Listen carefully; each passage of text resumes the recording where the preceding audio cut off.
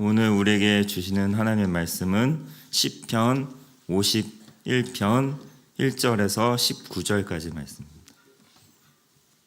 하나님이여 주의 인자를 따라 내게 은혜를 베푸시며 주의 많은 긍휼을 따라 내 죄악을 지어주소서.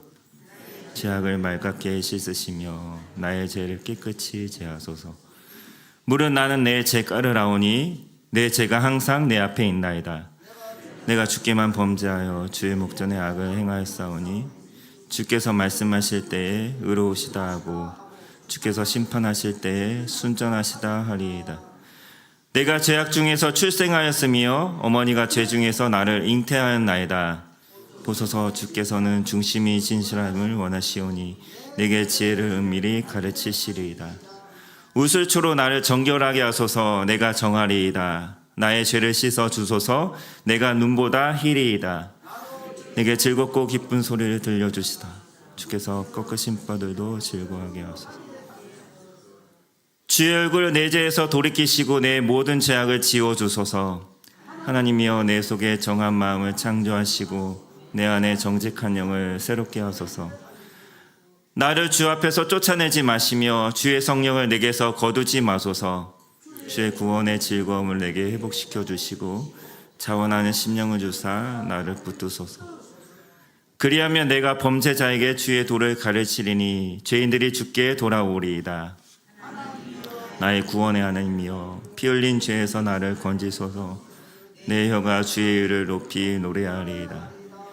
주여 내 입술을 열어주소서. 내 입이 주를 찬송하여 전파하리이다. 그렇지 아니하면 내가 드렸을 것이라. 주는 번제를 기뻐하지 아니하시나이다. 하나님께서 구하시는 제사는 상한 심령이라. 하나님이여 상하고 통회하는 마음을 주께서 멸시하지 아니하시리라. 주의 은택으로 시온의 성을 해나가사 곧 예루살렘 성을 쌓으소서. 함께 읽겠습니다. 그때 주께서 의로운 제사와 번제와 온전한 번제를 기뻐하시리니 그때 그들이 수소를 주의 제단에 드리이다. 아멘. 오늘은 다윗처럼 온전한 회개를 합시다라는 제목으로 말씀을 전하겠습니다. 시편 51편은 우리가 너무나도 잘 아는 유명한 다윗의 참회시입니다. 이 시는 크게 세 부분으로 나눌 수가 있습니다. 1절부터 9절까지 다윗은 자신의 죄를 철저하게 회개합니다. 그리고 그 죄를 용서해 주시기를 간구합니다. 그리고 10절부터 12절까지는 자신의 마음을 새롭게 해 주실 것을 간구하고 있습니다. 회개를 넘어서 새로운 마음을 구하는 것입니다. 마지막으로 13절부터 마지막 19절까지 말씀은 그렇게 회복된 은혜를 전제로 해서 세 가지 내용으로 하나님께 소원하는 내용을 담고 있습니다. 먼저 1절 말씀에 보면 하나님이여 주의 인자를 따라 내게 은혜를 베푸시며 주의 많은 긍휼을 따라 내 죄악을 지어주소서. 히브리어 원문 성경에는 개역 성경처럼 하나님이여 이렇게 시작되지 않고 인자를 따라 인자가 더 먼저 나옵니다. 첫 번째 회개는 하나님의 변함없으신 사랑, 인자와 긍휼에 기초를 둔다는 것입니다. 다윗의 회개는 하나님의 성품을 찬양하는 것으로 시작을 합니다. 여기서 인자는 히브리어로 우리가 잘 아는 단어죠. 헤세드라고 합니다. 언약적 사랑, 변함없으신 하나님의 조건 없는 사랑을 뜻하는 단어입니다. 즉 회개는 언약의 기초에서 끝까지 자녀를 품으시고 사랑하시는 하나님의 성품과 속성에 근거한다는 것입니다. 회개는 회개하지 않으면 하나님께 더 크게 혼날까 봐 무서워서 하는 것이 아니라는 것이죠. 또한 회개하는 것은 회개하는 사람의 어떤 착한 성품 때문에 회개하는 것도 아닌 것입니다. 우리가 회개할 수 있는 것은 변함없으신 하나님의 긍휼 어린 사랑이 있음을 우리는 명심해야 합니다. 거기서부터 우리의 회개가 시작되는 것입니다. 회개는 우리에게서 시작되는 것이 아니라 하나님으로부터 시작이 되는 것입니다. 그래서 회개는 어떻게 보면 하나님께서 우리에게 베푸신 특권이자 선물이라고도 할 수 있습니다. 두 번째로 회개는 죄에 대해 정확하게 인식하는 것에서부터 시작을 합니다. 3절 말씀에 보면 무릇 나는 내 죄가를 아오니 내 죄가 항상 내 앞에 있나이다. 자신이 죄인임을 깨닫지 못하는 사람은 결코 자신의 죄를 고백할 수가 없습니다. 죄를 깨달음과 자신이 죄인임을 아는 것이 회개의 출발점인 것이죠. 4절 말씀에도 내가 주께만 범죄하여 주의 목전에 악을 행하였사오니 주께서 말씀하실 때에 의로우시다 하고 주께서 심판하실 때에 순전하시다 하리이다. 우리는 사람에게 죄를 지을 수 있습니다. 그러나 모든 죄의 궁극적인 대상은 하나님이시라는 것입니다. 지금 다윗이 밧세바나 밧세바의 남편 우리아에게 죄를 짓지 않았다고 이야기하는 것이 아닙니다. 지금 다윗이 말하는 것은 내가 사람에게 범죄하였을지라도 그 선과 악을 판단하실 이는 하나님밖에 없다는 것입니다. 그래서 4절 뒷부분에 주께서 말씀하실 때에 의로우시다고, 주께서 심판하실 때에 순전하시다고 말하는 것입니다. 주님의 말씀과 심판은 의로우시고 순전하시기 때문에 선악을 판단하는 기준이 하나님께 있다는 말씀입니다. 5절 말씀에는 내가 죄악 중에서 출생하였으며 어머니가 내 죄 중에서 나를 잉태하였다, 그렇게 말씀하고 있는데 다윗이 자신이 죄악 중에 태어났다고 말을 하는 것이죠. 다윗 자신의 죄책을 그의 어머니나 그의 조상에게 돌리는 것이 아닙니다. 하나님께서 판단하시는 그 기준에 비추어 봤을 때 자신은 명백한 죄인이라는 사실을 고백하는 것입니다. 이처럼 회개는 자신이 내가 누구인지를 아는 철저한 자기 인식에서부터 기초하는 것이죠. 시작되는 것이죠. 나는 죄를 지을 수밖에 없는, 죄에 대해서 한없이 무력한 존재라는 사실을 인정하는 것입니다. 그렇기 때문에 전적으로 하나님의 인자와 긍휼과 자비를 의지할 수밖에 없다는 것입니다. 세 번째, 회개는 철저한 하나님 중심의 신앙적 태도입니다. 그래서 회개는 후회와 다른 것입니다. 후회는 내가 중심에 있습니다. 그때 내가 왜 그랬지? 그때 내가 잘못 생각했구나. 그렇게 내가 중심에 있는 것이지만 회개라는 것은 철저하게 하나님 중심인 것입니다. 하나님의 인자와 긍휼에서 비롯된 것이고 하나님의 기준에서 비롯되는 것이기 때문에 내가 하나님께 범죄하였다,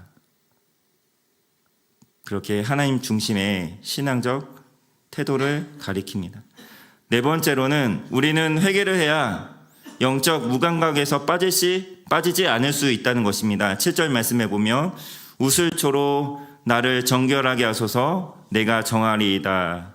나의 죄를 씻어주소서 내가 눈보다 희리이다. 여기서 우슬초는 6월절 어린 양의 피를 찍어 출애굽기에 나오죠.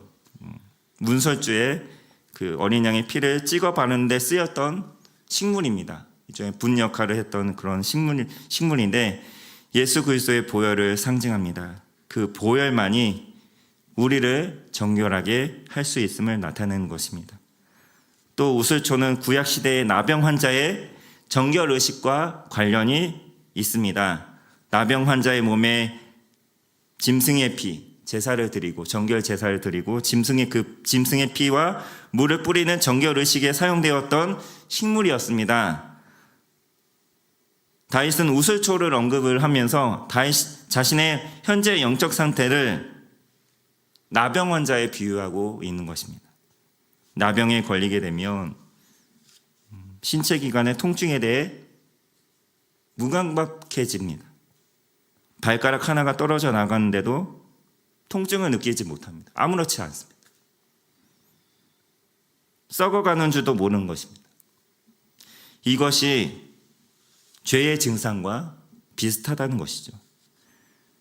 사랑하는 성도 여러분, 우리는 회개하지 않으면 언제든지 영적으로 무감각해질 수 있는 그런 존재라는 사실을 잊지 말아야 합니다. 우리가 깨끗함을 한번 경험해 봐야 내가 그동안 얼마나 더러웠는지 깨달을 수 있는 것처럼 회개함으로 날마다 깨끗함을 경험하지 않으면 우리가 금방 더러움에 익숙해질 수밖에 없다는 것입니다. 우리는 태어날 때부터 죄인이기 때문입니다. 이미 태어날 때부터 본성적으로 죄에 익숙해져 있는 그런 존재이기 때문에 회개함으로 날마다 새롭고 깨끗함을 경험하지 않는 이상은 우리는 계속 죄에 머물 수밖에 없다는 것입니다. 다섯 번째, 우리는 회개를 통해 진정한 기쁨과 즐거움을 경험할 수가 있습니다. 8절 말씀에 다시 이렇게 고백을 하는데, 내게 즐겁고 기쁜 소리를 들려주셔서 주께서 꺾으신 뼈들도 즐거워하게 하소서. 회개는 죄에 대한 벌을 면제해달라는 기도가 아니라는 것입니다. 죄 자체를 깨끗이 씻어달라는 기도입니다. 주께서 꺾으신 뼈들도 즐거워하게 하소서라고 그렇게 기도를 하는데, 죄에 대한 징계로 뼈가 꺾이는 와중에서도 죄가 깨끗이 씻겨 내려가는 기쁨을 노래하게 해달라는 그런 간구라는 것입니다. 이것은 벌을 받을까 무서워서 회개하는 것이 아닌 것과 같은 이치입니다. 죄 자체에 대한 증오심과 적개심으로 회개를 하는 것입니다. 하나님의 자녀는 죄 가운데 결코 기뻐할 수가 없습니다. 회개를 해야만 뼈가 꺾이는 고통 가운데서도 기뻐할 수가 있는 것입니다. 죄를 그만큼 뼈가 꺾이는 고통보다 더한 고통이 내가 죄 가운데 있는 고통이라는 것입니다. 그렇기 때문에 죄를 빨리 씻어내고자 하는 그런 열망과 의지로 설령 내가 뼈가 꺾이는 고통 가운데 있을지라도 죄가 내게서 빨리 씻겨 내려갔으면 좋겠다라고 다윗이 그렇게 간구를 하는 것이죠. 12절 말씀에 주의 구원의 즐거움을 내게 회복시켜 주시고 자원하는 심령을 주사 나를 붙드소서. 회개는 구원의 즐거움을 회복시키는 것입니다. 우리가 예수 그리스도의 보혈의 공로로 구원을 받은 하나님의 자녀라면 지은 죄로 인해 구원을 빼앗기지는 않습니다. 하나님이 끝까지 우리를 붙잡으시고 다시 돌이키셔서 천국까지 이끌어 가시기 때문에 그렇습니다. 죄로 인해 우리가 구원이라는 그 특권을 빼앗기지는 않지만 구원의 기쁨을 뺏기는 것입니다.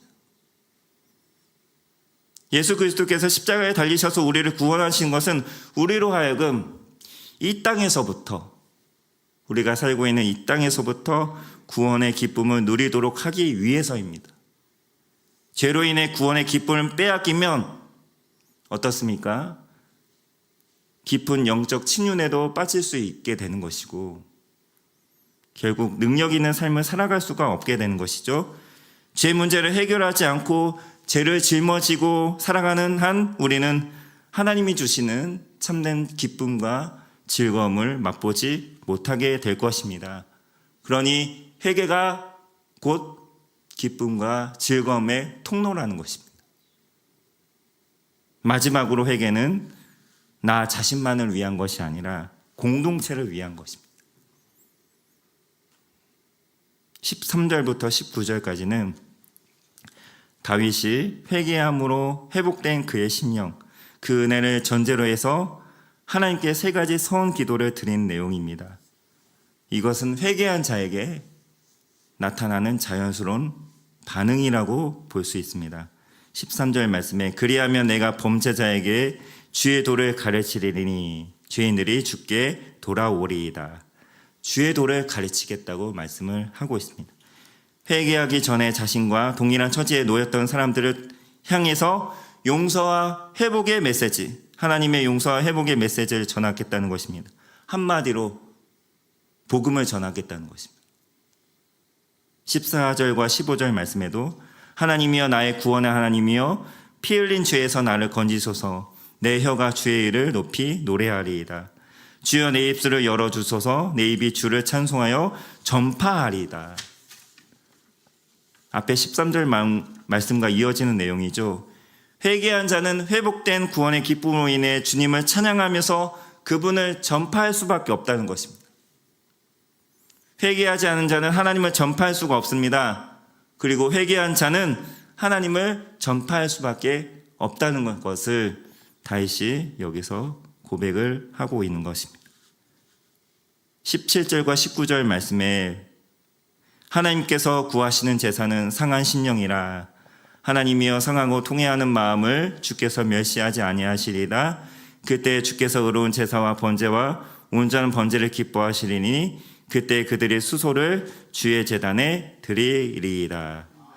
참된 회개로 예배가 회복되는 것입니다. 예배의 회복은 회개로부터 시작을 합니다. 예배가 살아나기 위해선, 즉 부흥이 있기 위해서는 먼저 철저한 회개가 필요합니다. 1907년 평양 대부흥 운동, 그 운동이 어떻게 시작이 되었습니까? 하디 선교사님과 길선주 장로님의 회개가 부흥의 도화선이 된 것은 우리가 잘 아는 이야기입니다. 날마다 회개하여 성령의 새롭게 하심으로 우리 모두가 영적으로 회복되고 새롭게 될 때 예배가 살아나고 진정한 부흥이 임하는 것입니다. 회개는 개인적인 차원을 뛰어넘어서 가정과 교회 공동체 그리고 세상을 살리는 생명의 시작점이 됩니다. 나로부터 회개가 시작되는 것입니다. 회개는 계속 전염이 되는 것입니다. 선한 영향력으로 전염이 되는 것입니다. 그래서 나로부터 시작해서 내가 속한 모든 공동체, 가정과 교회와 일터와 이 사회를 변화시키는 생명의 시작점이 되는 것입니다. 말씀을 맺겠습니다. 사랑하는 성도 여러분, 예수님은 오늘도 우리에게 말씀하십니다.